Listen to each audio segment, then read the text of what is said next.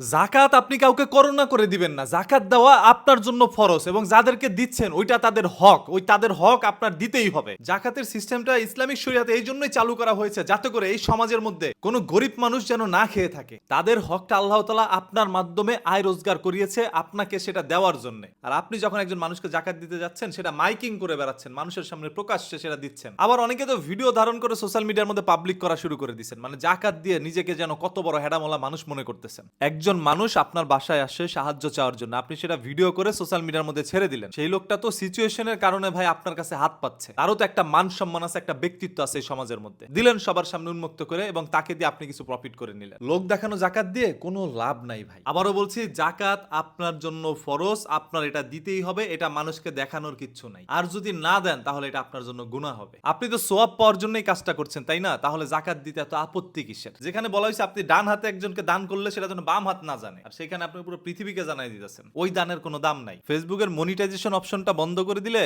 অসংখ্য মানবতার ফেরিওয়ালারা রিকশাওয়ালায় পরিণত হবে। আসলেই তো ভাই রিকশা না চালাইলে তার পরিবার চলবে কেমনে? কারণ ভ্যানে তো আর যাত্রী উঠে না, সেটা দিয়ে টিপ মারা যায় না।